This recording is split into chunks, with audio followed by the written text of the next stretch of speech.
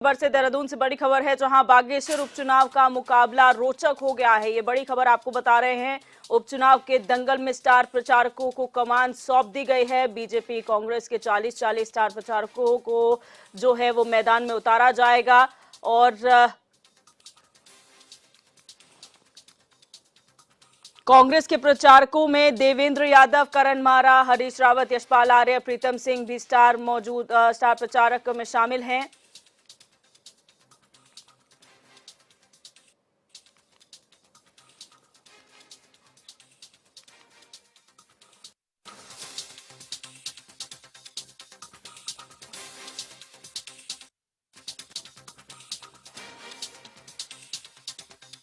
तो ये बड़ी खबर आपको बता रहे हैं। स्टार प्रचारक जो है वो घोषित कर दिए गए हैं दोनों बीजेपी और कांग्रेस द्वारा। बीजेपी से सीएम धामी, महेंद्र भट्ट और 5 सांसद प्रचार में जुटे हुए हैं। ये बड़ी खबर आपको बता रहे हैं, जहां पर 5 सितंबर को बागेश्वर उपचुनाव में मतदान किया जाएगा और 8 सितंबर को यहां पर नतीजे घोषित किए जाएंगे। इसी के लिए तमाम स्टार प्रचारकों की सूची दोनों भारतीय जनता पार्टी और कांग्रेस द्वारा जारी कर दी गई है, जिनके स्टार प्रचारकों की सूची में 40 नेताओं के नाम शामिल हैं। आपको बता दें कि कांग्रेस ने हाल ही में अपने स्टार प्रचारकों की सूची जारी की है, जिसमें देवेंद्र यादव, करण मारा, हरीश रावत, यशपाल आर्य, प्रीतम सिंह शामिल हैं।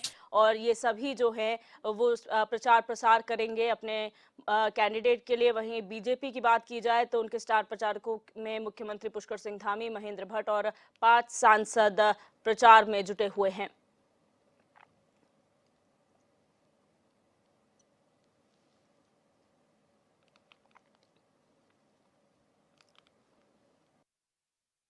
का जो उपचुनाव है वो और भी ज्यादा रोचक होता जा रहा है और यहाँ पर स्टार प्रचारकों की सूची जारी कर दी गई है।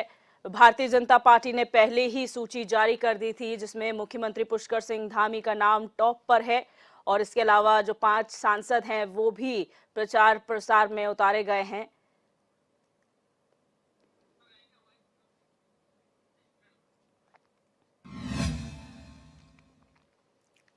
और हमारे संवाददाता रोहित विक्रम सिंह हमारे साथ न्यूज रूम से लाइव जुड़ चुके हैं इसी खबर पर। रोहित, जानकारी चाहेंगे बागेश्वर उपचुनाव के लिए जो प्रचारकों की लिस्ट जारी की गई है, कांग्रेस में ने हाल ही में अपनी स्टार प्रचारकों की लिस्ट जारी की गई है, कौन कौन से नेता इसमें शामिल किए गए हैं?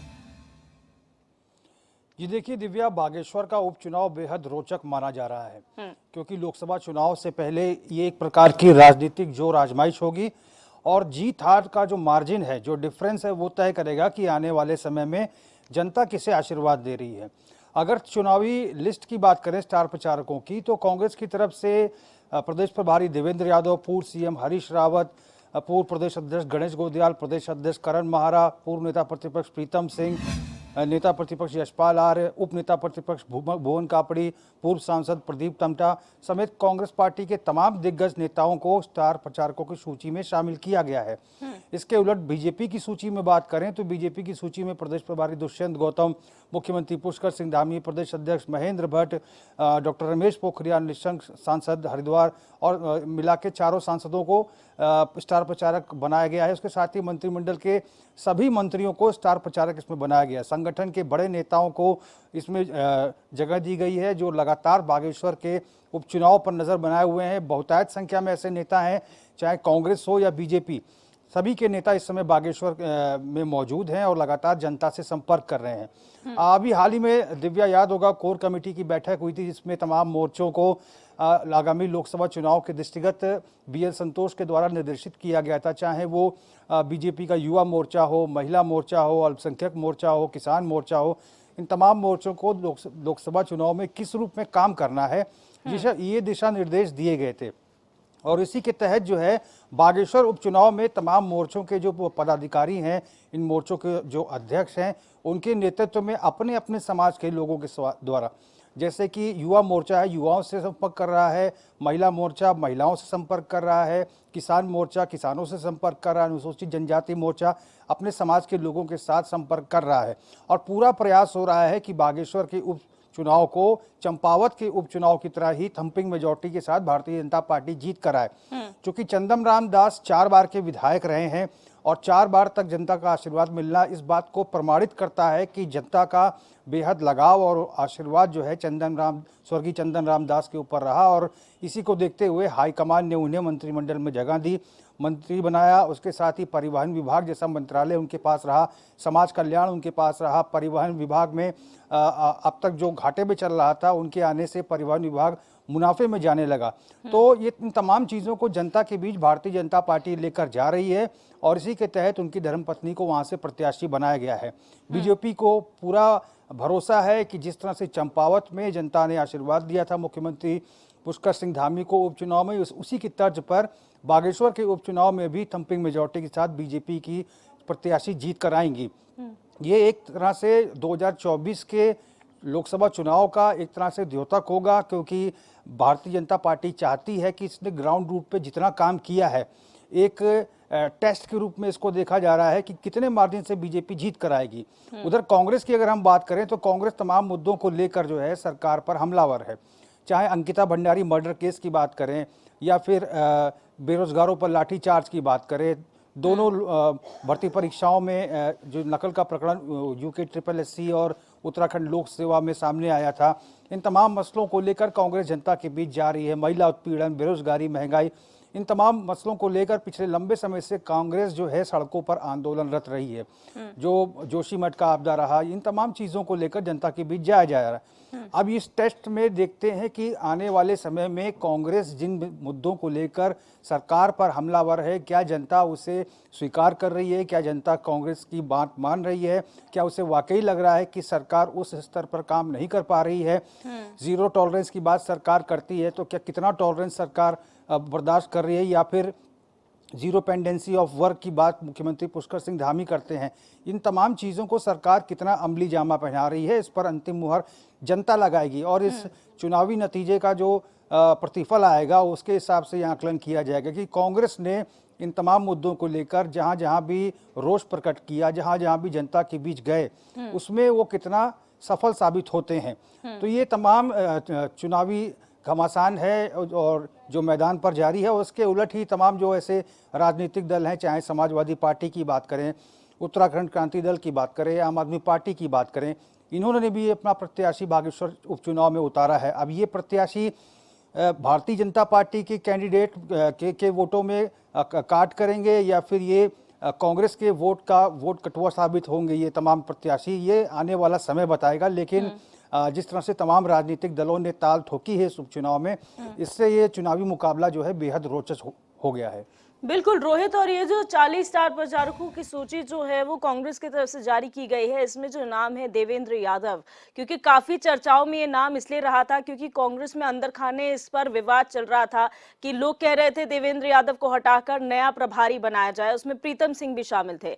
तो कहीं ना कहीं एक तरफ तो कांग्रेस एकजुटता का संदेश दे रही है तमाम नेताओं को एक मंच पर लाकर, वहीं देवेंद्र यादव अगर इसमें शामिल होते हैं तो क्या फिर से वही स्थिति बन सकती है जहां पर देवेंद्र यादव को हटाने की मांग की जाए, या फिर किसी तरीके की असहजता नेताओं में देखी जा सकती है?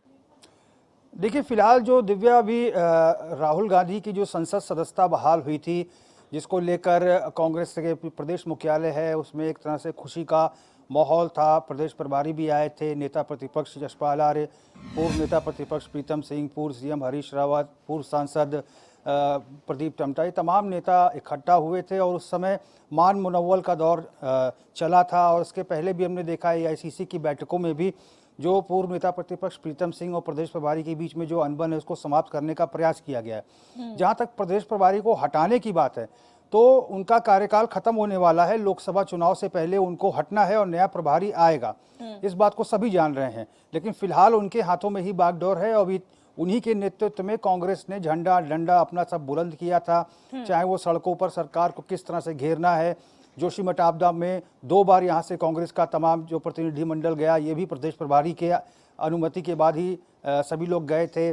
भर्ती परीक्षाओं में किस तरह से सरकार को घेरना है, सचिवालय कुछ किस तरह से करना है, जो फ्रंटल ऑर्गेनाइजेशंस हैं कांग्रेस के, चाहे महिला कांग्रेस हो या यूथ कांग्रेस हो, NSUI हो, ये किन विषयों को लेकर सरकार को घेरने का प्रयास करेगी या फिर आने वाले समय में किस तरह से सरकार को घेरेगी, ये सब कुछ रोड मैप जो है प्रदेश प्रभारी देवेंद्र यादव ही तैयार कर रहे हैं।